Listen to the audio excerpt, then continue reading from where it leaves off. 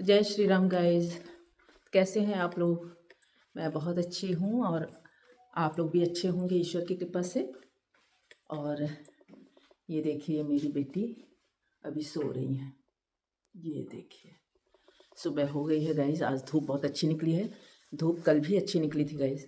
और मैं बताना चाहती हूँ आप लोगों को कुछ अपने बारे में। तो आज थोड़ी सी लंबी वीडियो हो जाएगी, लेकिन आप लोग अंत तक वीडियो ज़रूर देखिए। ओके गाइस, तो मैं ये बताना चाहती हूँ कि मैं एक बहुत ही ब्राइट स्टूडेंट थी। पढ़ने में मैं बहुत अच्छी थी। पहले क्या था, हाई स्कूल में ना आपको साइंस या आर्ट्स साइड लेने के लिए मतलब बोला जाता था। हम लोग के समय मैं हिंदी मीडियम से मैंने पढ़ाई किया है, तो मैंने साइंस साइड लिया था। तो गाइज मैं आपको बताना चाहती हूँ कि मैं बहुत मतलब एक होता है ना कि अच्छी स्टूडेंट, एक बहुत अच्छी। तो मैं ना अच्छी स्टूडेंट थी, बहुत अच्छी मैं नहीं बोलूँगी। और मेरी बहुत इच्छाएं थी कि मैं कुछ करूं, जैसे डॉक्टर बनूं, प्रोफेसर बनूं, कुछ बनूं, कुछ करूं। लेकिन ग्रेजुएशन कंप्लीट होने के बाद तुरंत ही शादी उदी हो गई। शादी हो गई तो जानते ही ससुराल, ससुराल में आप ऐसा नहीं था कि ससुराल में बंदिशें थी, लेकिन मेरी सास जो थी अच्छी नहीं थी मेरे को। अब आगे क्या बोलूं, बस ये है कि हाँ, क्या बोलूं, बस ये है कि घर परिवार में मैं बिज़ी हो गई, स्वास्थ्य गड़बड़ रहने लगा। और बच्चों को देखना, फिर बच्चे हो गए, फिर बच्चों में लग गई मैं। तो उसके बाद क्या हुआ कि मैंने ना जब मेरी बेटी स्कूल जाने लगी, बेटा तो जा ही रहा था, बेटी भी स्कूल जाने लगी, तो मैंने सोचा कि कोई स्कूल आसपास ज्वाइन कर लूँ। जब पुराने घर में मैं रहती थी यहीं लखनऊ में, तो मैंने एक स्कूल ज्वाइन किया।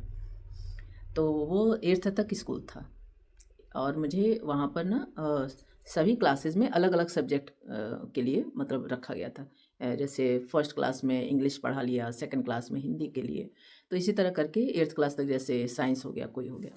तो मैं पढ़ाती थी मैथ्स छोड़ के, मैथ्स में नहीं पढ़ाती थी, क्योंकि मैथ्स में काफ़ी समय हो गया था छोड़े, तो बहुत चीज़ें उसमें मुझे लग रहा था जैसे नहीं बता पाऊँगी। बाकी चीज़ें तो मैं बता ले रही थी, तो उसके लिए मैं लग गई थी।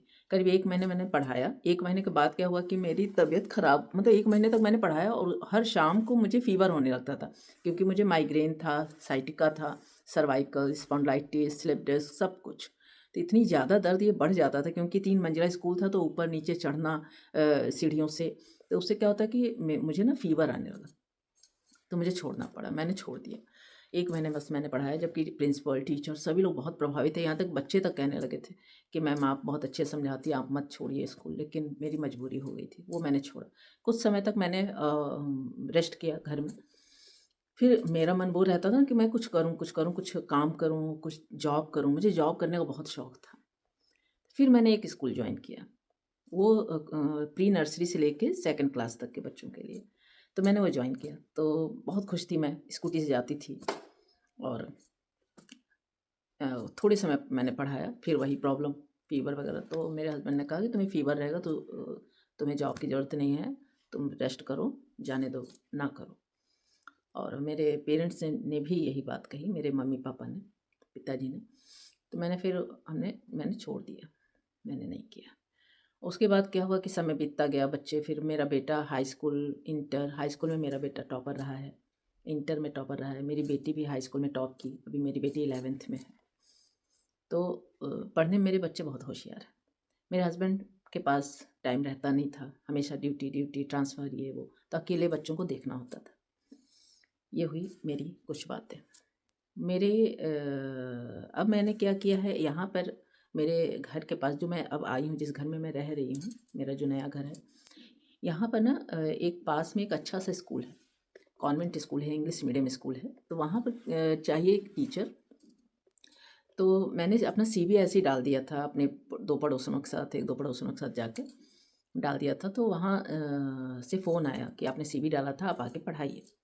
मैंने पूछा किस क्लास तक? तो उन्होंने कहा 5th क्लास तक आप देख लीजिए, मतलब जो आपको सब्जेक्ट सूटेबल लगे, तो या आप आइए। जो भी डिस्कशन, अभी मैं दोबारा जा नहीं पाई, मैं बता रही हूँ किस लिए नहीं जा पाई।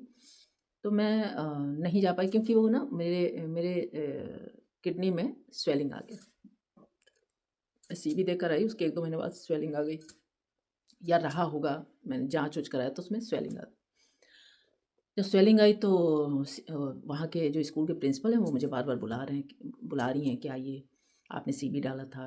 आप क्योंकि मैंने अपनी क्वालिटीज़ मैं ग्रेजुएशन मैंने किया था, ख़ास मैंने ना बीएड किया ना कुछ किया, लेकिन मेरी जो उन्होंने एक्टिविटीज़ देखी जैसे ड्राइंग, पेंटिंग, सिलाई, बुनाई, बहुत सी चीज़ें जो हैं कुकिंग से रिलेटेड बहुत सी चीज़ें जो आजकल के बच्चों के लिए हर स्कूल में लोग चाहते हैं, तो वो मेरे अंदर है। तो वो मैंने लिख दिया था उसमें डांसिंग और जैसे बहुत सी चीज़ें, सिंगिंग, है ना? तो उन्होंने बुलाना शुरू कर दिया कि आप आइए, आइए आपकी ज़रूरत है। लेकिन अब मैंने बोला कि अभी मेरा स्वास्थ्य अच्छा है नहीं, कि मैं स्वस्थ हो जाऊँ तो आऊँगी। शायद भगवान को मंज़ूर नहीं कि मैं जॉब करूँ।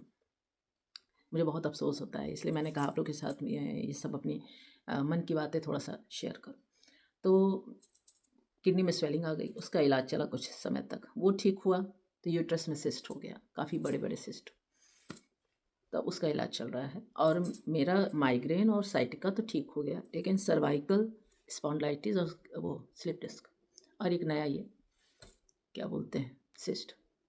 डॉक्टर ने बोल दिया आपको ज़्यादा वर्क नहीं करना है, आप रेस्ट करिए। डॉक्टर को दिखाना पड़ा, एक्सरसाइज वगैरह मैंने कम कर दिया है, बहुत लाइट एक्सरसाइज करती हूँ, थोड़ा सा टहल लेती हूँ, थोड़ा सा वॉकिंग कर लिया, थोड़ा सा अपना मतलब बहुत लाइट, मतलब मैंने बीच में एक्सरसाइज शुरू कर दिया था, वो भी मुझे बंद करना पड़ा, डर लगता है कि कोई प्रॉब्लम ना हो जाए। तो मैंने बंद किया। बहुत मैं सोच रही थी कि मैं ठीक हो जाऊँ ठीक, लेकिन एक्सरसाइज़ कभी-कभी ना डॉक्टर की सुननी पड़ती है। मैंने बंद कर दिया। तो वो हुआ। तो स्कूल मेरा अभी बुला रहे हैं लेकिन मैं नहीं जा पा रही हूँ। और मुझे उसमें अच्छी खासी सैलरी भी है और मेन चीज़ मैं जो अकेले रहती हूँ घर में ना, तो मेरा वहाँ टाइम पास हो जाएगा, लेकिन मैं जॉइन नहीं कर पाऊँगी। तो ये तो हुई एक बात। दूसरी बात ये है कि मैंने ना एक कोरोना के समय डिलाइटफुल ट्रेंड एक चैनल मैंने चलाया था। तो वो बहुत अच्छा खासा उसमें मेरे व्यूज़ जाने लगे, लाइक जाने लगे, है ना? लोग शेयर करने लगे क्योंकि मैं वेस्ट मटेरियल से बनाना सिखाती थी। पुरानी चीज़ों से कैसे आप क्या बना सकते हैं या कभी-कभी कोई ऐसी चीज़ें मैं बना के बताती थी। सिलाई का डालती थी ज़्यादातर, कभी-कभी बुनाई का डालती थी या कुछ ऐसा। तो वो चैनल क्या हुआ कि मेरा बंद हो गया। कैसे बंद हुआ? वही सब बातें मैंने एक उसमें शेयर किया है, एक वीडियो में। एक्चुअली सब अकाउंट मतलब नए फ़ोन में जब हम लोग सिम वगैरह डालते हैं ना, तो क्या होता है इसमें से गलती से सब डिलीट हो गया पुराने वाले फ़ोन से। उसमें अकाउंट, जीमेल आईडी सब अब याद तो रहता नहीं है, सब डिलीट हो गया। इतना मैं अफ़सोस की मेरी बेटी खूब रोई, "मम्मी आपका ये हो गया चैनल मतलब।" हमने कहा कोई नहीं, कोई उसको दिलासा मैंने दिया, हमने कहा कोई नहीं, बन जाएगा, दूसरा चैनल बना लेंगे, कोई नहीं, दूसरा शुरू कर देंगे।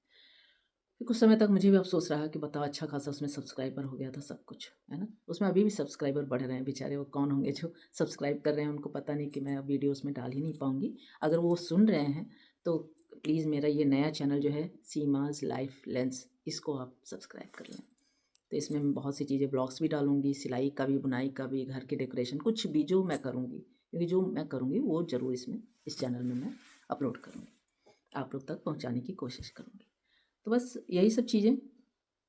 तो फिर मेरी मेरी बेटी ने कहा कि मम्मी आप खाली रहती हैं तो आप ये चैनल शुरू करिए। तो मैंने ये चैनल बनाना शुरू किया। इसमें मैं सब कुछ अपना डालती हूँ जो भी है वीडियोज़ वगैरह। तो थोड़ा-सा अच्छा लगने लगा, चलो ठीक है, कोई नहीं। लेकिन यही दर्द-वर्द की वजह से ना मैं ज़्यादा बहुत ज़्यादा एक्टिविटीज़ अभी नहीं कर पा रही हूँ। गाइज़ इसके लिए सॉरी, क्योंकि मैं अभी बहुत ज़्यादा कुछ बनाने के उसमें ना मुझे ये पेन बढ़ जा रहा है। तो मैं पूरी तरह से आप लोग दुआ करिए कि मैं स्वस्थ हो जाऊँ, तो उसके बाद मैं अच्छी से अच्छी वीडियोज़ बनाऊँगी। तभी मैंने बनाया है, आप लोग देखिएगा, बहुत सी चीज़ें मैंने बना के उसमें वीडियोज़ अपलोड किए हैं, आप लोग देखिएगा ज़रूर से। ये तो हुई एक बात। Okay guys, thank you.